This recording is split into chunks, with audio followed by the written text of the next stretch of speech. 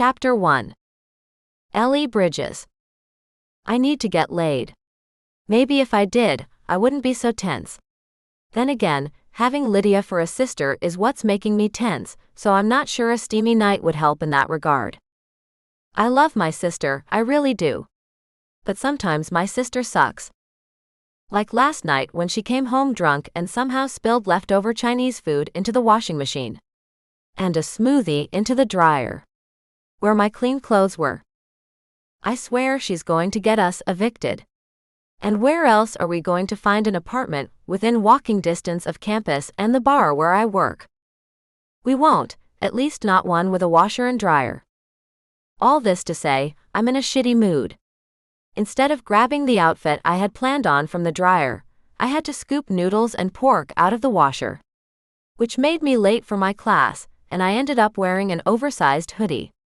It wasn't until the girl who sits next to me pointed it out that I noticed the hole in the sleeve. At least it matches the hole in my leggings. My morning classes come to an end, and I know I should go home to deal with the laundry. But I'm in no mood. So I stop by the coffee shop my life has basically centered around the last year, and pick up a yogurt bowl for lunch and a coffee to drink on my way to the library. Because I'm not going home. I already texted Lydia that this was her mess, and she needs to deal with it.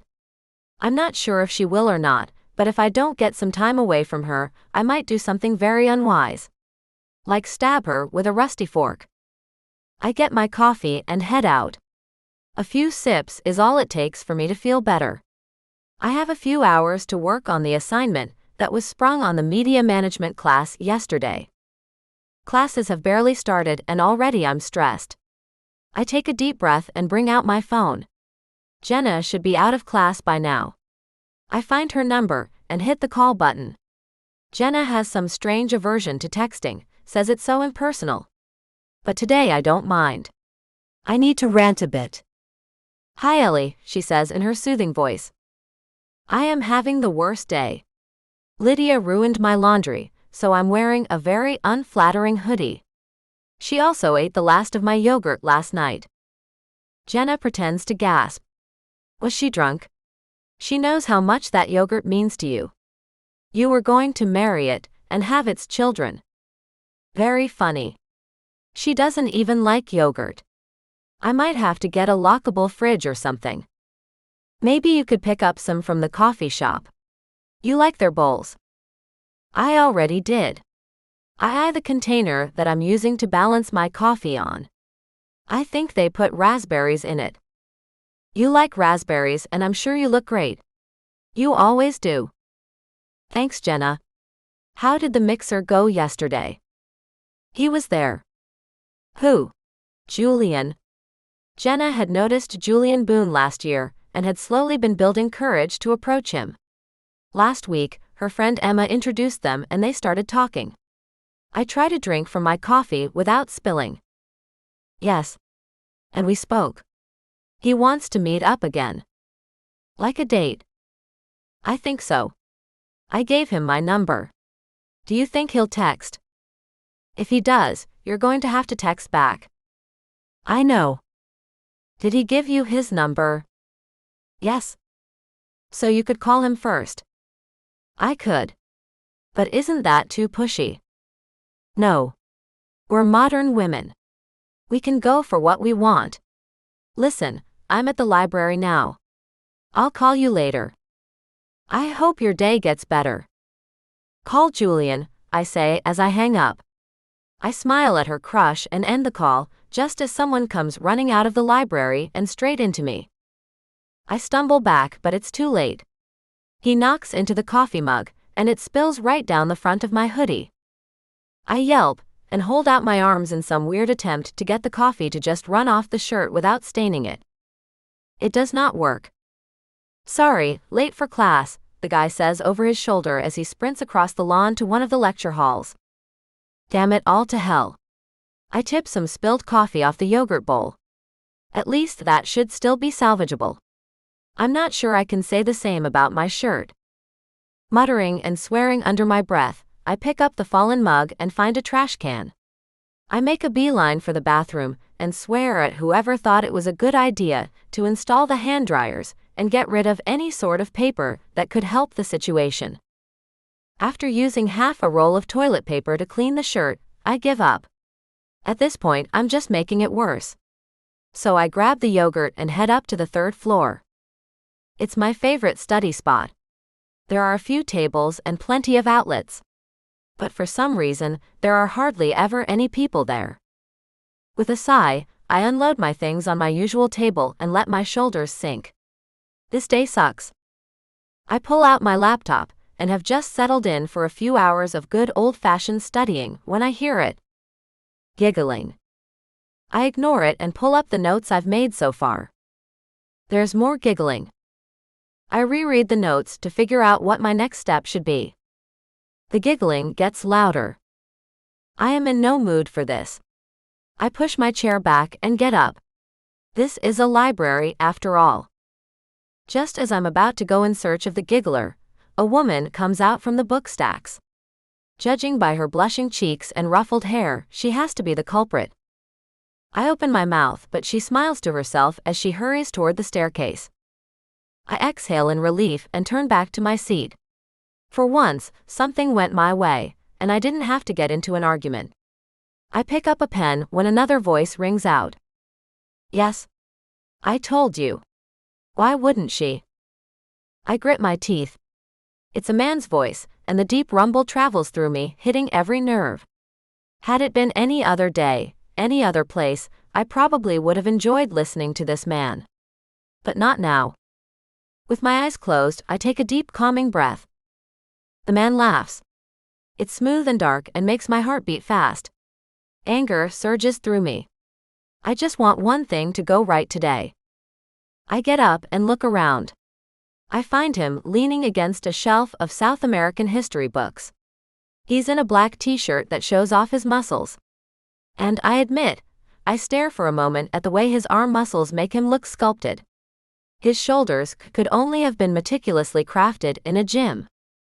But it's his face that does it for me. He is ridiculously good-looking. With dark eyes, and a chin dimple visible under the 5 o'clock shadow. He's polished and perfect, and even I can tell that his haircut wasn't done at the mall.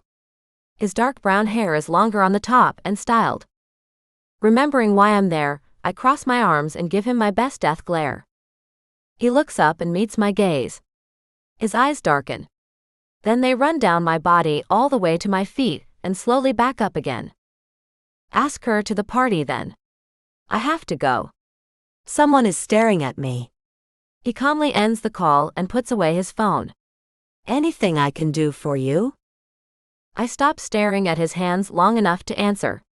Yes, you can respect the library. He raises an eyebrow. Respect the library? People are trying to study here, and you and your date are making a lot of noise. You mean you are trying to study? There's no one else on this entire floor. I shift a bit. Well, yes, I mean me. I came here to study, and you're making it impossible. He looks me over once again and my cheeks flush. Suddenly, I'm acutely aware of the large coffee stain on my hoodie, the hole in my leggings, and that I just pulled my hair up into a messy bun this morning. And it's not even a cute messy bun. It's an actual I only had 3 seconds to fix my hair messy bun. I fight the urge to undo it and run my fingers through my hair. I don't care what this man thinks of me. Even if his dark jeans hug his hips snugly. You go to uni? He raises an eyebrow again, and his eyes stop on the stained shirt. Yes, I go to uni. Do you? Did he think I was homeless or something? It's true that the University of North Irondale is one of the more expensive schools, and most of the students are from families that are well off, but there are scholarship students and some students take out loans or work. I'm neither of those. I'm poor because I happen to be an orphan, but I have an aunt who insisted on paying for our studies. It's complicated. Not that I owe the man in front of me any explanations. You are very disrespectful, I say in an attempt to shift his attention away from me. He takes a step closer. He's tall. I'm 5'7", but he has to be at least 6'3". I'm disrespectful. His tone is almost scary.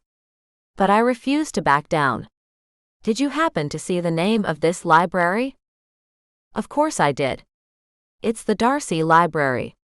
Why? Just as I ask, I realize my mistake. A grin spreads across his face. I'll give you one guess what my last name is. He leans closer. I take a breath.